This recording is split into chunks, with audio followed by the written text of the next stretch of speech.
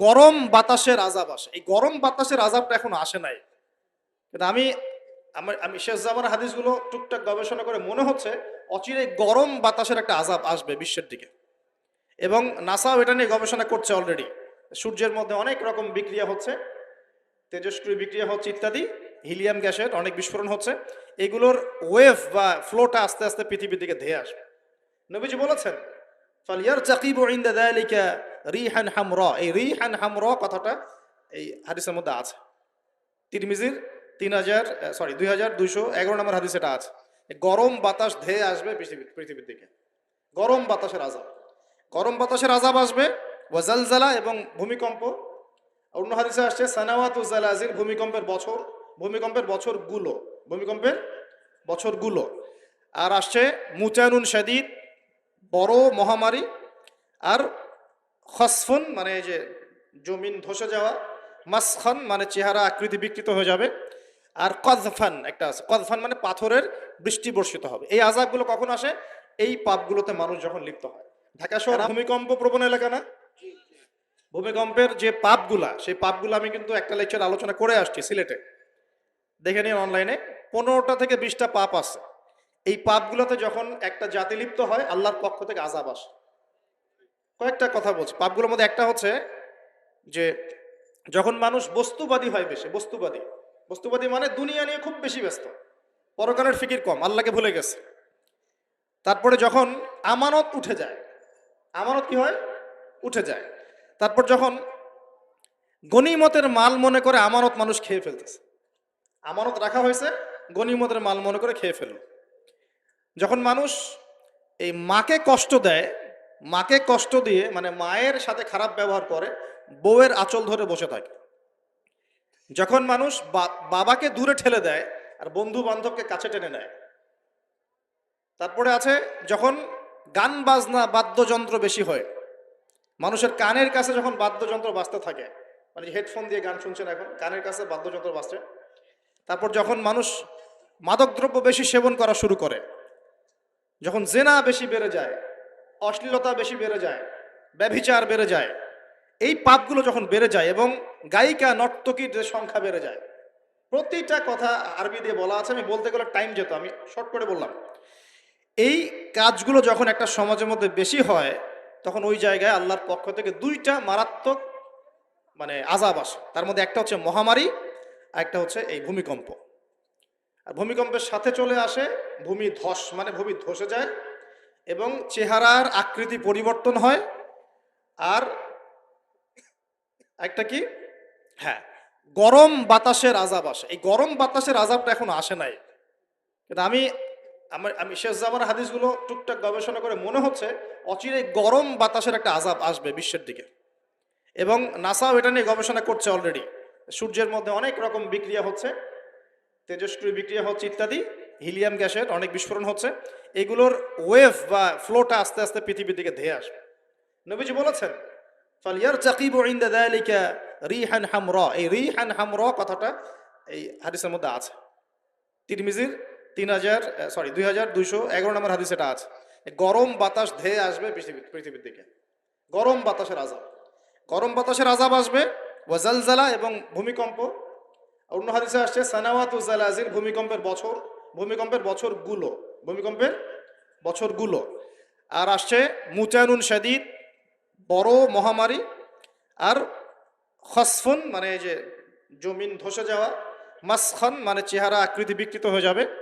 আর কযফান একটা আছে, কযফান মানে পাথরের বৃষ্টি বর্ষিত হবে। এই আযাবগুলো কখন আসে? এই পাপগুলোতে মানুষ যখন লিপ্ত হয়। আর আমাকে বলেন দেখি, এই পাপগুলোতে আমরা কম বেশি লিপ্ত আছে কি নাই? আর বড় বড় বস্তুবাদী শহরগুলোতে এই পাপগুলো বেশি না? এখানে মানুষ ওই হাদিসের উপর আমল করছে। এখন কোন হাদিস? নবী সাল্লাল্লাহু আলাইহি ওয়াসাল্লামের ইন্তেকালের ৮০ থেকে ৮৫ দিন আগে একটা হাদিস তিনি বলে গেছেন, একদম শেষের দিকে, জীবনের শেষের দিকে। ওই হাদিসটাকে বলে হাদিসে জিবরিল। কি বলে?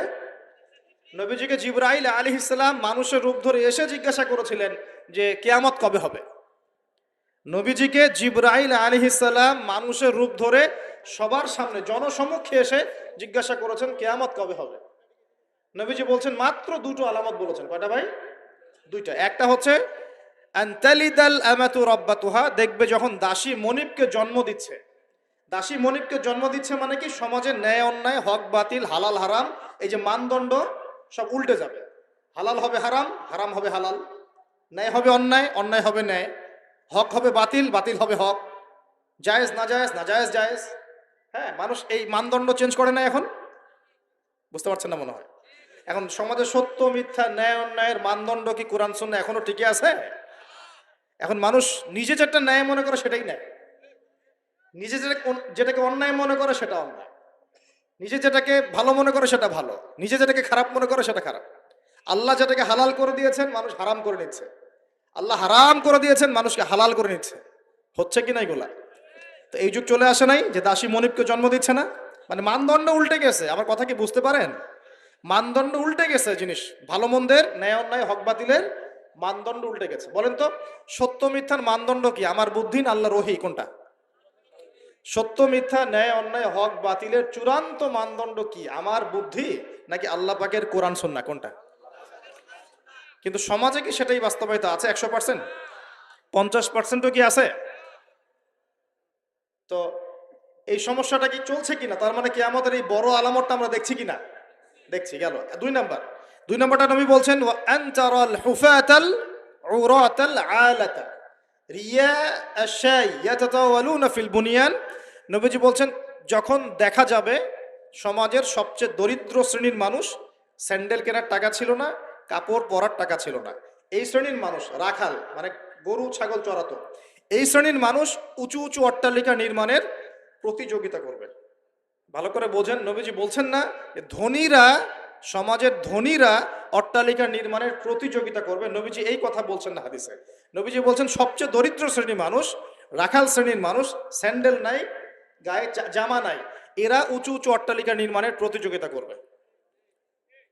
করছে কিনা? কিভাবে সম্ভব এই শ্রেণীর মানুষের অট্টালিকা নির্মাণ না, নির্মাণের কম্পিটিশন করা কিভাবে সম্ভব? 1, সুদের মধ্য দিয়ে; 2, করাপশন দুর্নীতির মধ্য দিয়ে; 3, অন্যের সম্পদ আত্মসাৎ করার মধ্য দিয়ে। এই সমস্যাগুলো চলছে কিনা সমাজে? এরাই যখন 10-20 তলা বিল্ডিং উঠাবে তখন তো আর মানুষকে মানুষই মনে করবে না। বুঝতে পারছেন না মনে হয়? এদের তো কোনো পড়াশোনা নাই, কোনো ব্যক্তিত্ব নাই, কোনো দিনই এলেম নাই, রুচিবোধ নাই, কালচার না, সামাজিক না, এর তো মানে অসামাজিক। এরা যখন, এদের হাতে যখন আপনি সম্পদ চলে যাবে, এরা তো সাধারণ মানুষকে মানুষই মনে করবে না, গরিব মানুষকে এরা কিছুই মনে করবে না, ও মনে করবে আমি সব কিছু। আমরা দেখেছি যার একটা বাড়ি আছে ঢাকায়, ও মানুষকে মানুষই মনে করে না, মানুষকে মানুষই মনে করে না, যে মনে করে আমি আমি শহরের মালিক। হ্যাঁ, কি একটা অবস্থা মানুষের মধ্যে, যে কি অহংকার, কি আত্ম অহংকার, এই দালান কোঠার যে অহংকার, এই সমস্যাগুলো হলে আল্লাহ ভূমিকম্পতে ধসায় দিবেন না?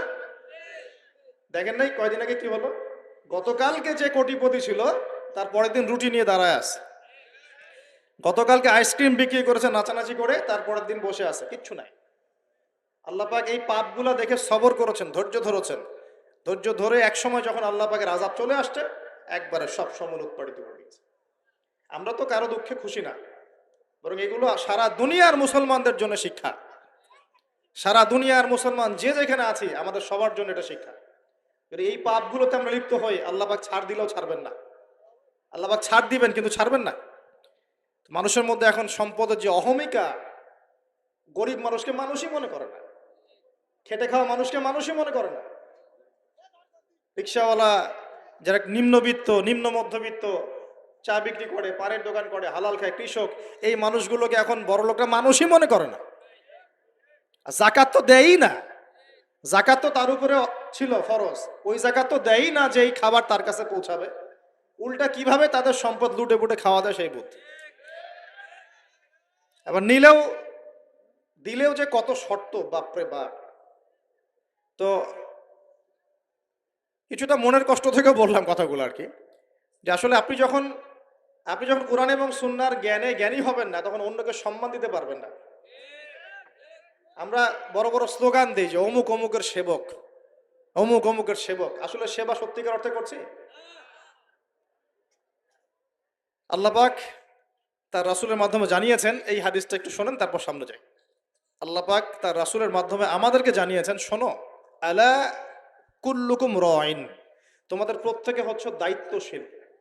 তোমাদের প্রত্যেকেই দায়িত্বশীল। কেউ পরিবারের দায়িত্বশীল, কেউ ব্যবসা প্রতিষ্ঠানের দায়িত্বশীল, কেউ তোমার চাকরির প্রতিষ্ঠানের দায়িত্বশীল, কেউ সামাজিক দায়িত্বে আছো, কেউ প্রশাসনে, কেউ পররাষ্ট্র ইত্যাদি। তোমাদের প্রত্যেকেই দায়িত্বশীল। কুল্লুকুম রাইন ওয়া কুল্লুকুম মাসউলুন আন রাইয়াতি, এবং তোমাদের প্রত্যেককে যার যার দায়িত্ব সম্পর্কে আল্লাহ কিয়ামতের মাঠে জিজ্ঞাসা করবে। আমরা কি উত্তর দেওয়ার জন্য প্রস্তুত আছি ভাই? সবার আগে আমি দেখি, আমি আমার উপর দায়িত্বশীল না? মনে করেন আমি বা আমাদের মতো যারা আছেন, যারা দায়ী ইলাল্লাহ, আলেম ওলামা, যারা উম্মার জন্য ভালো চিন্তা করেন, জনগণকে পথ দেখানোর চেষ্টা করেন, তাদের উপর সবচেয়ে বড় আমানত হচ্ছে কোরআন এবং হাদিস। তাদের উপর সবচেয়ে বড় আমানতটা কি? কোরআন এবং সুন্নাহ। এই জ্ঞানটাকে সত্যটাকে স্পষ্ট করে দেওয়া, এইটার আলোকে সত্য মিথ্যাকে স্পষ্ট করে দেয়া। কতজন মানুষ এই কাজটা করতেছে? কেউ হিকমার দোহাই পেরে সত্য মিথ্যা স্পষ্ট করে না, কেউ চাকরি চলে যাবে এই ভয়ে সত্য কথা বলে না, কেউ আমার এই হবে সেই হবে কত কিছু চিন্তা করে সত্যের সাথে মিথ্যা তালগোল পাকায় সময় পার করতেছে।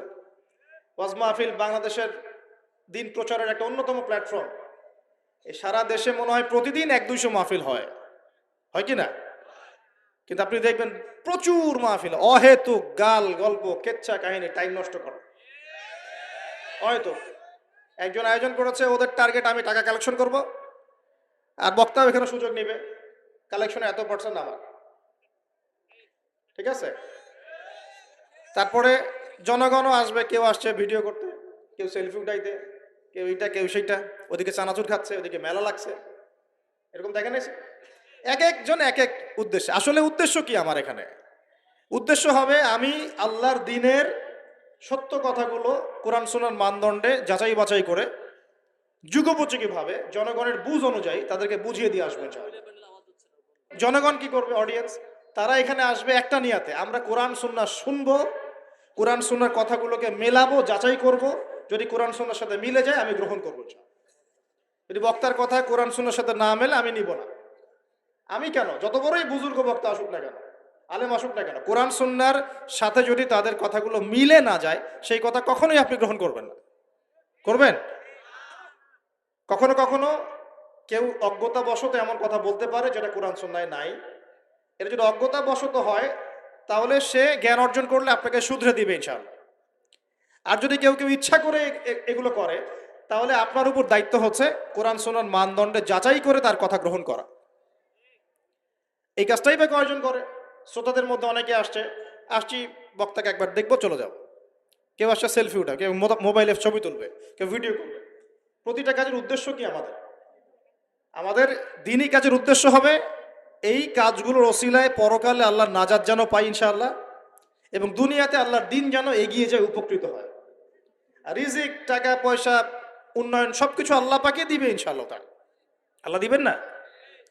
ইসলামপন্থীদের হাতেই সবচেয়ে বেশি রিজিক থাকবে ইনশাআল্লাহ, ইসলামপন্থীদের হাতেই সবচেয়ে বেশি সচ্ছলতা থাকবে ইনশাআল্লাহ। আর আগামীতে যে দিন আসতে যাচ্ছে, যে অর্থনৈতিক সংকটময় বিশ্ব আসতে যাচ্ছে, এই সময় যে কোরআন সুন্নাহর আলোকে ইকোনমিক্স ঢেলে সাজাবে সেই পার পাবে, অন্য কেউ পার পাবে না। বিশ্বাস করছেন না? দেখে নিয়ে, যাকাত যদি এখনো চালু না হয় তাহলে গরিব মানুষের পেটে এবার লাথি মারা হবে সামনে, দেখে নিন। যাকাত চালু করতে হবে। খালি কোটি কোটি টাকা প্রতি মাসে মাসে কামাই করব, যাকাত দিব না, এটা বাদ দিয়ে দেন। যাকাত যে দিবে না সেও বিপদে পড়বে, যাকাত যাকে দেয়া হবে না তারও অর্থনৈতিক মন্দা শুরু হয়ে যাবে। যাকাত আল্লাহ পাক দিয়েছেন কোরআনের, কোরআনের অর্থনীতি মানে যাকাত, কোরআনের অর্থনীতি মানে ব্যবসা, কোরআনের অর্থনীতি মানে সাদাকা, কোরআনের অর্থনীতি মানে কৃষিভিত্তিক অর্থনীতি। এই পুরো বিষয়গুলোর মধ্যে সারা বিশ্বের অর্থনীতি পড়ে যায়। কিন্তু এখন আমরা এগুলো সব না হলেও অনেকগুলো অংশই সরিয়ে দিয়ে সুদ চালু করে এটা দিয়ে খাচ্ছি আর কি। সুদের পরিণাম ধ্বংস হবেই হবে, আজ হোক আর কাল হোক সুদ ধ্বংস হবেই হবে। সারা দুনিয়া এখন দেখছে যে সুদ কিভাবে ধ্বংস হয়, সারা দুনিয়া এখন দেখছে সুদ কিভাবে ধ্বংস হবে।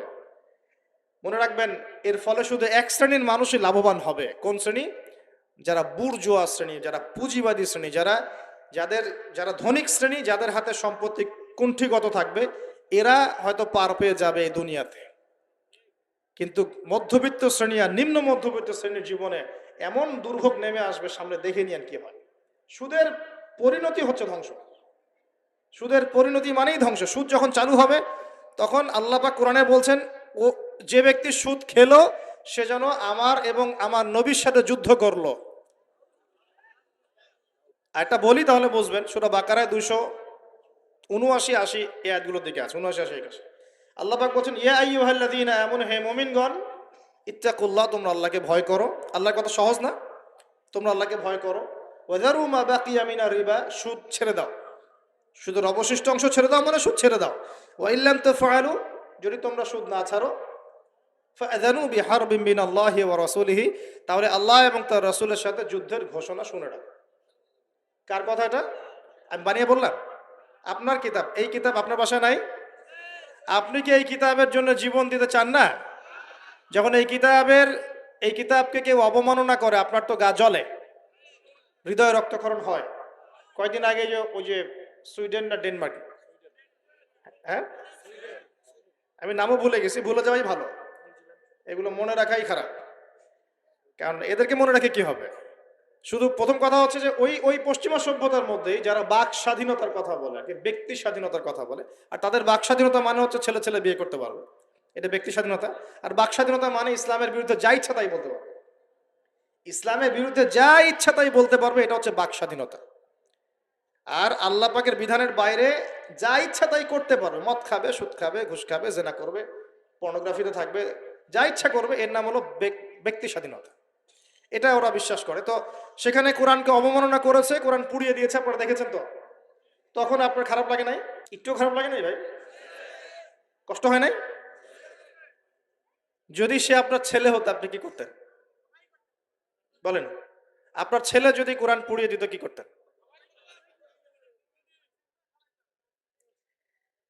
এখন আমাকে বলেন, ওই কোরআনেই আছে সুদ খাওয়া মানে আল্লাহ এবং তার রাসূলের সাথে যুদ্ধ করা। আর আমি আর আপনি যে মানছি না, এখন আমাদের কি হবে বলেন? সে তো অমুসলিম, কোরআনে কি আছে জানেই না বেচারা। কোরআনের প্রতি অনেক ক্ষোভ, কারণ কোরআন ওদের সমস্ত জাহিলিয়াত অন্যায়ের বিরুদ্ধে কথা বলে। এই জন্য কোরআনকে পুরা দিতে চায় এবং নবীকেও গালিগালাজ করে, তাই না?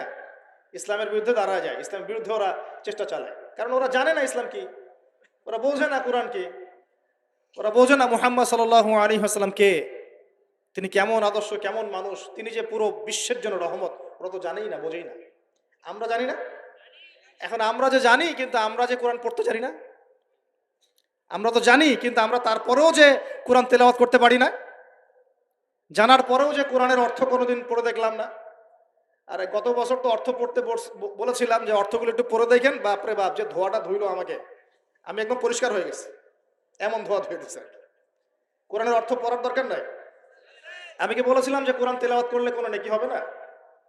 কোরআন তেলাওয়াত করলে কোনো নেকি হবে না, এই কথা বলেছিলাম না? বলেছিলাম যে কোরআন তেলাওয়াত শুধু তেলাওয়াত করে গেলে আপনি ভিতরের হকটা আদায় করতে পারবেন না। কোনটা বলেছে? কোরআনে আপনি সূরা ফাতিহা পড়লেন, কিন্তু সূরা ফাতিহার অর্থ আপনি বুঝলেন না। আপনি কি সূরা ফাতিহার মধ্যে আল্লাহ যা বলেছেন তা কি বুঝতে পারলেন? এই যে আয়াত একটা তেলাওয়াত করলাম, আপনি পড়তে পারলেন, ইয়া আইয়ুহাল্লাযীনা আমানু তাকুল্লাহা ওয়া যারু মা বাকিয়া মিনার রিবা ইন কুনতুম মুমিনিন ওয়া ইল্লাম তাফআলু ফাআযানু বিহারবিন মিনাল্লাহি ওয়া রাসূলিহি। আপনি কি কিছু বুঝলেন? তিলাওয়াত তো করলেন, প্রত্যেক হরফে 10 নেকি হলো, আপনার আমলনামায় প্রত্যেক হরফে 10 নেকি হলো, ঠিক আছে, বুঝলাম, মানলাম। কিন্তু এই আয়াত যে আপনি বুঝতে পারলেন না। কিন্তু এখন আমি যদি বলে দেই আয়াতের অর্থটা এমন, হে মুমিনগণ, আল্লাহকে ভয় করো, সুদ ছেড়ে দাও, যদি না ছাড়ো আল্লাহ এবং তার রাসূলের সাথে যুদ্ধের ঘোষণা শুনে রাখো। এবার কি কিছু বুঝতে পারলেন? বুঝতে পারেন নাই? তাহলে অর্থের দরকার নাই ভাই। আর কত সহজ করে বলবো বলেন তো ভাই? আর কত সহজ করে বোঝাবো? আমি যে এখন মুসলিম পরিবারে জন্ম নিয়েও যে আমি কোরআন তেলাওয়াত করতে পারছি না, অর্থটা পড়ে দেখছি না, নবীর হাদিসগুলো পড়ছি না, কোরআন রেগুলার একটু তেলাওয়াত করি না, কোরআনের একটু দাওয়াত মানুষকে দেই না, কোরআনের কাজে সাহায্য করছি না, এগুলো কি আমার অপরাধ হচ্ছে না? কে বড় অপরাধী তাহলে, তারা না আমরা? বলেন এবার দ্বিতীয় ওয়াদাটা করতে পারি? প্রথম ওয়াদা করেছেন দরুদ পড়বেন সকালে সন্ধ্যায় 10 বার করে, মনে আছে তো নাকি ভুলে গেছেন? আমাদের মেমোরি তো এখন মাছের মতো, অ্যাকুরিয়ামের মাছ আছে না, ওই মাছের মেমোরি ওখানে ঘোরে কেন সারাদিন জানেন? কারণ ওর memory short time memory loss, মানে ওর মেমোরি এত নিচু স্কেলের, ও মনে করে যে এটা হচ্ছে অনেক বড় সমুদ্র, ও কোথায় গেল ভুলে গেল, এই যেখান থেকে এই পর্যন্ত গিয়েছে ও ভুলে গেছে কোথায় কোথায় আসছে, মেমোরি লস। আমাদের কেন জানি আমাদের জাতিটা এরকম হয়ে গেছে, আল্লাহ মাফ করুক। একটা ইস্যু আসে ওইটা নিয়ে একদম মাতামাতি লাফালাফি, চলে গেলে ওটা ভুলে যাবে, নতুন ইস্যু। এমনটা হয় না? আচ্ছা, তো আপনারা ওই রকম হয়েন না অন্তত পক্ষে, আল্লাহ পাক তৌফিক দান করুন। তো প্রথমে ওয়াদা করেছেন কি 10 বার করে দরুদ, মনে মনে আছে তো?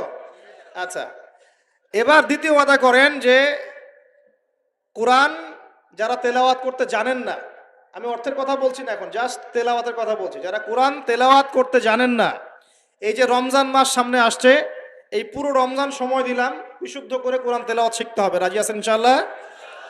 রাজি আছেন ইনশাআল্লাহ? ওয়াদা করছেন তো? নিয়াত এত দুর্বল কেন? নিয়াত এত দুর্বল কেন? কোরআন তেলাওয়াত শিখতে কি কষ্ট হবে খুব? এটা তেলাওয়াত শেখাটা কি অযথা হবে না কাজে দিবে? কোরআন যে তেলাওয়াত করতে জানে না, কোরআন কি তার পক্ষে সাক্ষী দিবে না বিপক্ষে সাক্ষী দিবে? আর কোরআন যার বিপক্ষে সাক্ষী দিবে সে কি জান্নাতে যাবে? কি মনে হয়, জান্নাতে যাবে?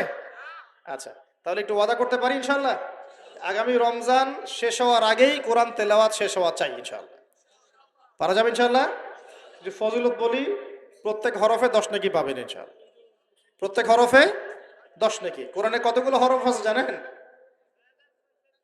এটা আয়াত, আয়াত হরফ, হরফ মানে অক্ষর, আর আয়াতও 6666টা নাই, 6666টা আয়াত কোরআনে নাই, বাসায় গিয়ে গুনে দেখেন। কোরআনে আয়াত আছে 6236টা, 6236টা, বাসায় গিয়ে গুনে দেখেন। 2, কোরআনের শব্দ আছে 77,800টা, শব্দ বুঝি, ওয়ার্ডস ওয়ার্ডস, 77,800টা, এটা হলো শব্দ সংখ্যা। আর অক্ষর প্রায় 5 থেকে 6 লক্ষ অক্ষর আছে, 5 থেকে 6 লক্ষ অক্ষর আছে। এবং প্রত্যেক হরফে 10টা করে যদি নেকি হয়, একবার বিশুদ্ধ করে কোরআন খতম দিলে কত নেকি হবে বলেন? কত হবে? কয়েক কোটি তো হবে নাকি ইনশাআল্লাহ? হবে তো নাকি? আল্লাহ পাক আমাদের সবাইকে বিশুদ্ধ করে কোরআন তেলাওয়াত করার তৌফিক এনায়েত করুন, বলি আমিন। এখন যারা আমরা কোরআন তেলাওয়াত করতে জানি, হাফেজ আছি বা কোরআন পড়তে পারি মাশাআল্লাহ, তারা কি একটু ওয়াদা করতে পারি যে এই রমজান মাসে আলিফ লাম মিম থেকে শুরু করে মিনাল জিন্নাতি ওয়ান নাস পর্যন্ত 114টা সূরার অর্থ পড়ে দেখবো ইনশাআল্লাহ? কারা কারা কোরআন তেলাওয়াত করতে জানেন হাত তোলেন দেখি একটু। মাশাআল্লাহ, শুকরিয়া, জাযাকুমুল্লাহ, অনেকেই জানেন মাশাআল্লাহ, হাত নামান। যারা জানি, আমরা এবার ওয়াদা করলাম, নিয়াত করলাম ইনশাআল্লাহু তাআলা এই রমজান মাস শেষ হওয়ার আগেই, আমরা এখন থেকে শুরু করব, রমজান শেষ হওয়ার আগেই আল কোরআনের 114 সূরা মানে 30টা পারা, প্রতিদিন 1 পারা করে, প্রতিদিন 1 পারা করে 30টা রোজায় 30 পারার অর্থ পড়ে শেষ করব ইনশাআল্লাহু তাআলা। রাজি আছেন ইনশাআল্লাহ? দেখেন, কোরআনের অর্থ না পড়লে আপনি আল্লাহ আপনাকে যা বলতে চেয়েছেন সেটা আপনি বুঝতে পারবেন না। বুঝতে পারবেন? একটা উদাহরণ দিই ছোট্ট করে, খেয়াল করেন। মনে করেন আপনি প্রবাসী, আপনার স্ত্রী থাকে দেশে, আপনার স্ত্রীর সাথে আপনার দেখা সাক্ষাৎ খুব কম হয়, দেখা সাক্ষাৎ হয় না বললেই চলে, খুব আপনি কাজের কারণে ওখানে থাকছেন, মাঝে মাঝে আসছেন যাচ্ছেন। এখন স্ত্রী আপনাকে একটা মেসেজ পাঠিয়েছে, ফোনে স্ত্রী আপনাকে একটা 1 পৃষ্ঠার মেসেজ পাঠিয়েছে, আর মেসেজটা পাঠিয়েছে স্ত্রী ইংরেজি ভাষায়। কোন ভাষায় ভাই? আর আপনি বেচারা ইংরেজি বোঝেন না, আপনি ইংরেজি বোঝেন না, আপনি ইংরেজি রিডিংটাও পড়তে পারছেন না, যে সে বলেছে আই লাভ ইউ, এতটুকু আপনি পড়তে পারছেন না, কারণ আপনি কোনোদিনও ইংরেজি পড়েন নাই। এটা যে আই, এটা যে এল, এটা ও, এটা ভি, এটা ই, এটা আপনি বুঝতে পারছেন না, কারণ আপনি ইংরেজি জানেনই না। মনে করেন এখন স্ত্রীর এই ভালোবাসাপূর্ণ মেসেজটা আপনি কি পড়তে পারবেন? আচ্ছা, তাহলে পড়তেও পারলেন না। এখন যদি পড়তে পারতেন, কমসে কম পড়তে পারতেন, তাহলে কি হতো? অর্থটা আপনি বোঝার চেষ্টা করতেন নাকি? অর্থটা বোঝার চেষ্টা করতেন, হ্যাঁ, স্ত্রী বলেছে আমি খুব ভালো নাই, আপনার কথা মনে পড়ছে, সন্তানরা আপনাকে মিস করে, এগুলো সে ইংরেজিতে লিখেছে, ইংরেজি ভাষায় লিখেছে। আর আপনি ইংরেজি ভাষা পারেন না, অর্থটা বোঝেন না। তার লেখাগুলো হয়তো আপনি টুকটাক একটু পড়তে পারছেন, হ্যাঁ, কিন্তু আপনি কি তার অর্থটা উঠাতে পারবেন? অর্থ যদি উঠাতে না পারেন, স্ত্রী যে এত প্রেম ভালোবাসা মহব্বতের সাথে একটা চিঠি লিখলো আপনাকে, আপনি কি সেই চিঠির হক আদায় করতে পারলেন? এবার আপনি বোঝেন আল্লাহ রাব্বুল আলামিন আমাদেরকে এই দুনিয়াতে সফল হওয়ার জন্য আর পরকালে জান্নাত পাওয়ার জন্য এই কোরআনটা নাজিল করেছে। আল্লাহ পাক তার পক্ষ থেকে এই মেসেজটা পাঠিয়েছেন তার নবীর মাধ্যমে, যে তোমরা যেন দুনিয়ায় সফল হতে পারো, দুনিয়া কিভাবে চলবে, কিভাবে খাবে, কিভাবে নামাজ পড়বে, কিভাবে সমাজকে ডিল করবে, কিভাবে পরিবার চালাবে, কিভাবে রাষ্ট্র চালাবে ইত্যাদি সব কিছু আল্লাহ পাক এই কিতাবের মধ্যে নাজিল করে নামিয়ে দিলেন রাসূল সাল্লাল্লাহু আলাইহি ওয়াসাল্লামের কাছে, তিনি আমাদের সবাইকে জানিয়ে দিলেন। আর বেচারা আমি যদি এই ভাষাও না বুঝি আর এটা পড়তেও না জানি, আমি কি আল্লাহ পাকের সেই মহব্বতের হক আদায় করতে পারবো? এটাই হলো আমাদের উম্মার এখন সবচেয়ে বড় সমস্যা। আমরা আল্লাহ পাকের কিতাবের হক আদায় করতে পারি না। কেমন করে পারবো? কিতাব তো পড়তেই পারি না। আর অনেকে মনে করে এই কিতাব আমার পড়ার দরকার নাই, আলেম ওলামারা পড়লেই হবে, তাই না? এমন মানসিকতা আছে না? আরে ভাই আমি এত বুঝি না, আমি সাধারণ মুসলমান, হ্যাঁ, আমার এত সময় নাই, পরিবার আছে, ব্যবসা আছে, আমি খালি হাইয়া আলাস সালাহ বললে মসজিদে যাব, ব্যাস বাসায় চলে আসবো। এরকম মুসলমান দিয়ে আল্লাহর জমিনে আল্লাহর দিন প্রতিষ্ঠা হবে না। এরকম মুসলমান দিয়ে আল্লাহর জমিনে আল্লাহর দিন প্রতিষ্ঠা হয় না। আল্লাহ পাকের জমিনে আল্লাহর দিন প্রতিষ্ঠা হয় কাদের দ্বারা?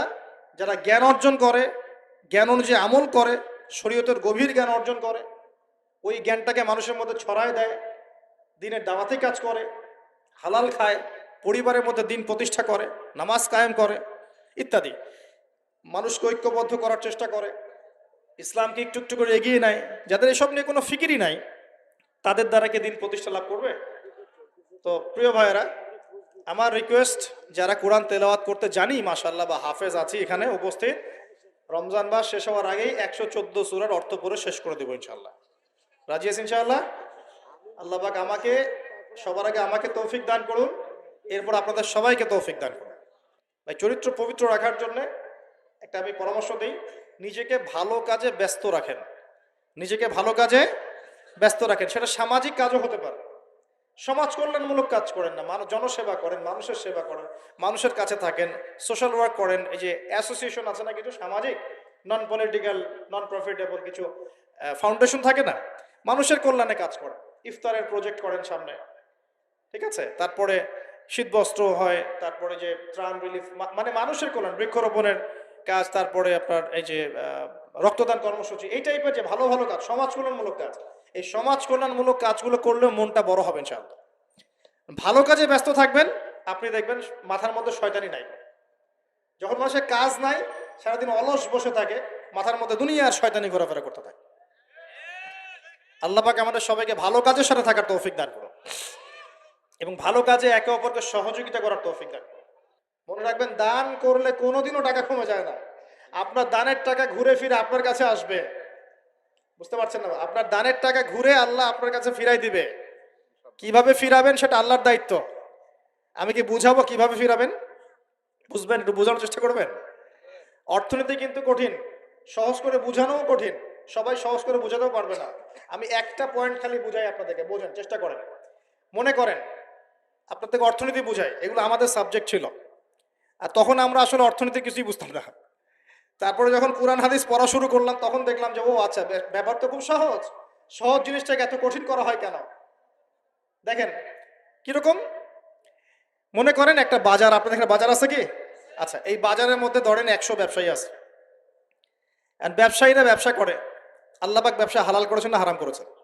হালাল ব্যবসা। ব্যবসায় একটা 10 টাকার পণ্য আপনি চাইলে 30 টাকা, 40 টাকা, 50 টাকা, 100 টাকা বিক্রি করতে পারবেন কি না? পারবেন। মার্কেটের একটা ফিক্সড প্রাইস থাকে, মার্কেট প্রাইস, এটাকে বলে মার্কেট প্রাইস, যে একটা দাম নির্ধারণ করা হয় যে আমরা এই দামে সব সেল করবো, তাই না? আচ্ছা, ব্যবসায়ীরা ব্যবসা করছে, ব্যবসায় লাভও আছে, লসও আছে, ঝুঁকিও আছে, লাভও হতে পারে, লসও হতে পারে। এখন ব্যবসা করার সময় দেখা গেল যে এক ভাই লাভ করলো আর এক ভাই লস করলো, এমনটা হয় কি না?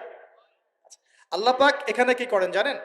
এই বাজারের মধ্যে যে সম্পদগুলো আছে, অর্থ সম্পদ, আপনারা যেটা কারেন্সি বলেন, এগুলো আল্লাহ রাব্বুল আলামিন হাত থেকে হাতে ঘোরাতে থাকেন। আজকে আপনার হাতে, কালকে তার হাতে, কালকে তার হাতে, পরশু আরেক ভাইয়ের হাতে। এই সম্পদ বাজারের মধ্যে ঘুরতে থাকে। বাজারটা হতে পারে সমাজ, হতে পারে রাষ্ট্র, হতে পারে বিশ্ব। ভালো করে বোঝেন, ছোট পরিসরে হতে পারে সমাজ, হতে পারে রাষ্ট্র বা বিশ্ব। আল্লাহ পাক সম্পদটা সার্কুলেট করেন, ঘোরাতে থাকেন। আজকে তার হাতে, কালকে তার হাতে, কালকে তার হাতে, এভাবে সম্পদ ঘুরতে থাকে। লাভ লসের রিস্ক আছে, কেউ লাভ করে, কেউ লস করে। এভাবে সম্পদ সার্কুলেট হতে হতে হতে আল্লাহ পাক যাকে ইচ্ছা ধনী বানান, যাকে ইচ্ছা গরিব বানান। কথা বুঝতে পারছেন? এটা হলো এই জায়গায় রিজিকটা নিয়ন্ত্রণ করেন সরাসরি আল্লাহ পাক। আল্লাহ পাক কারো সম্পদ নেন, কারোকে দেন, কারো কাছ থেকে নেন, কারোকে দেন, কারো কাছ থেকে নেন, কাউকে দেন। এভাবে সম্পদ ঘুরতে থাকে। আর যদি দেখা যায় সম্পদ মানে চাহিদার চেয়ে কম হচ্ছে, আল্লাহ পাক সম্পদ উৎপন্ন করে দেন। জমিন থেকে উৎপন্ন করেন, আসমান থেকে উৎপন্ন করেন। আমি মানে বুঝাতে পারছি না। এরপরও যদি দেখা যায় যে সমাজে সংকট হলো, অন্য সমাজ থেকে আমদানি করতে হয়। যদি একটা রাষ্ট্রের সংকট হচ্ছে, অন্য রাষ্ট্র থেকে আমদানি করতে হয়। এভাবে একটা সিস্টেম চলে, ইসলামিক সিস্টেম। এখানে ব্যবসা হচ্ছে মূল।